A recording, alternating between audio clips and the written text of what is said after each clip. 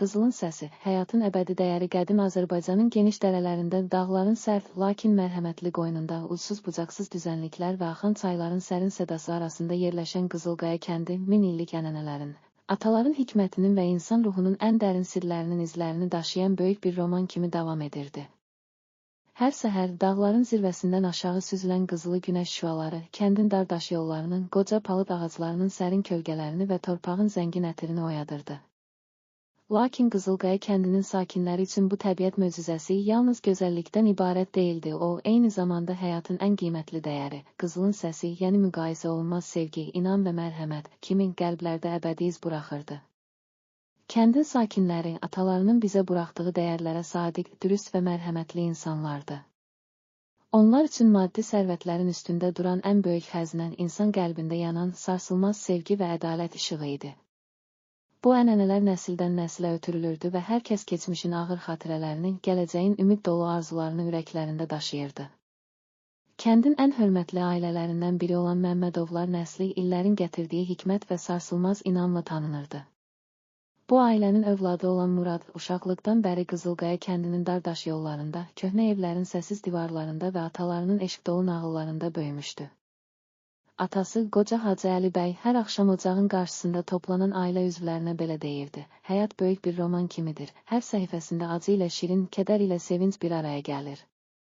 Biz bu romanı atalarımızın bizə buraxdığı əbədi dəyərlərlə yazırıq və qəlbimizdə yanan o qızıl səs bizim gələcəyimizə ümiddir.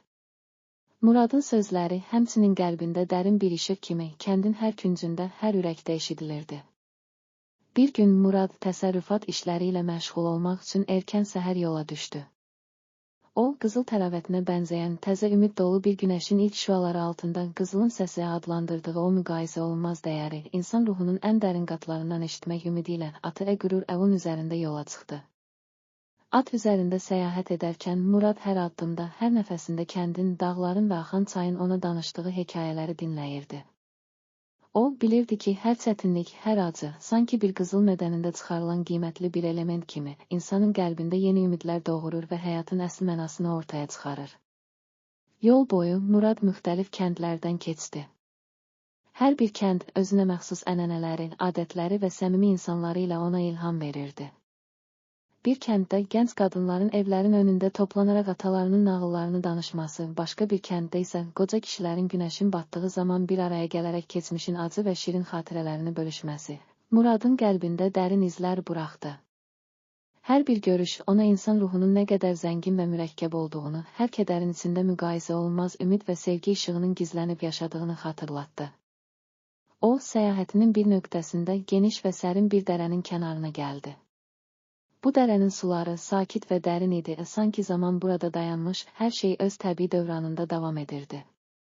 Murad dərənin kənarında dayanıb, suyun sakit axışını dinləyərkən qəlbində sanki bir işıq yanmağa başladı. O, həyatın hər anı inkubasiya prosesidir, hər acı, hər kədər içimizdə yeni bir həyat, yeni ümidlər doğurur, deyərək öz iç dünyasında sarsılmaz bir qərara gəldi. O, yalnız fiziki səyahət etməyəcək, həm də öz içindəki dərin qaranlıq hissləri, kədəri və itkiləri aradan qaldıraraq yeni bir başlanğıc yaratmalı idi.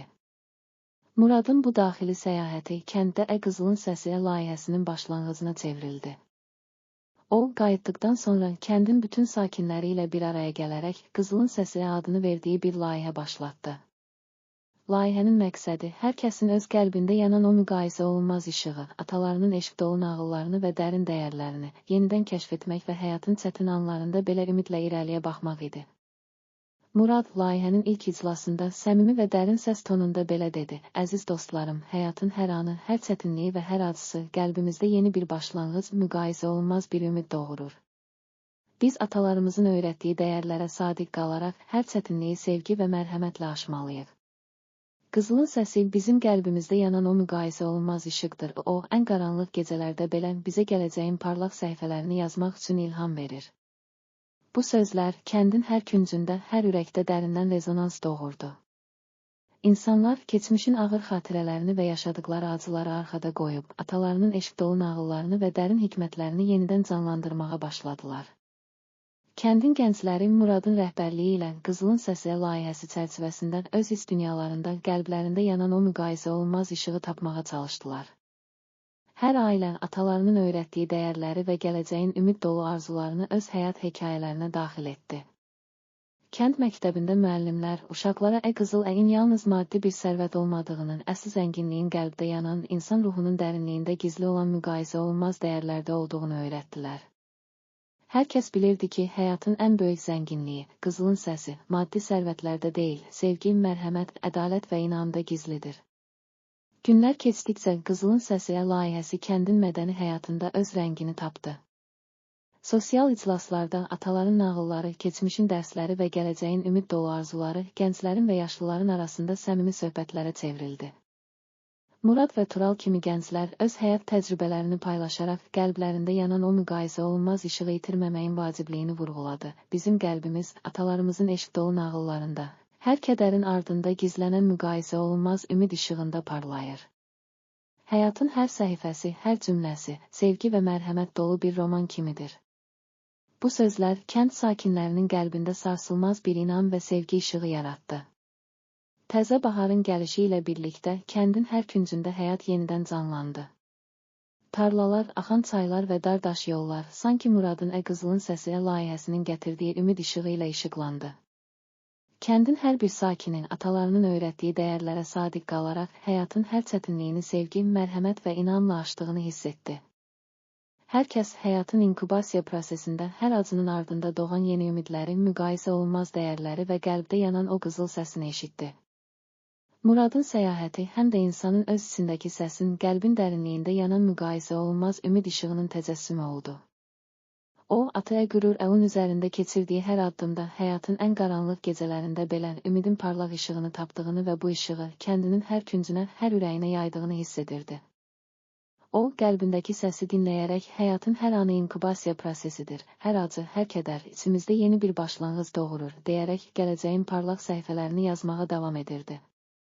Nəhayət, Murad və kəndin digər gəncləri qızılın səsi layihəsi ilə atalarının eşq dolu nağıllarını, həyatın dərin dərslərini və müqayisə olunmaz ümid işığını qəlblərinə yazdılar. Kəndin hər bir sakini, həm gənc, həm də yaşlı, öz həyat hekayələrini sevgi və inamla yazmağa, hər kədərin ardında doğan yeni ümidləri tapmağa başladı.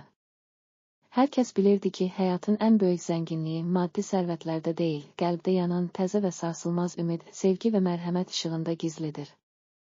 İndi də hər səhər günəşin qızılı şüaları ilə başlayan, hər axşam ulduzların sönük işığında bitən o sakit gecələrdə Həsənabad və Qızılqaya kəndlərinin hər kəsi, qızılın səsi, həyatın əbədi dəyəri adlı bu dastanı ürəklərində daşıyır. Atalarının öyrətdiyi müqayisə olunmaz dəyərləri, sevgi və inamı heç vaxt unutmadan həyatın hər səhifəsini yenidən yazmağa davam edirdilər.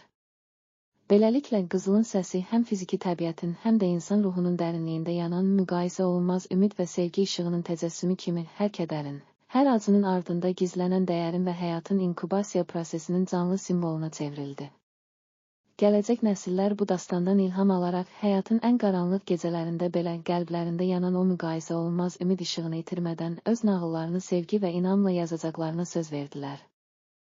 Hər kəs bilirdi ki, həyatın ən böyük xəzinəsi maddi sərvətlərdə deyil, qəlbdə yanan, insan ruhunu dərinliyində işıqlandıran və hər kədərin, hər acının ardında doğan o qızıl səsində gizlidir.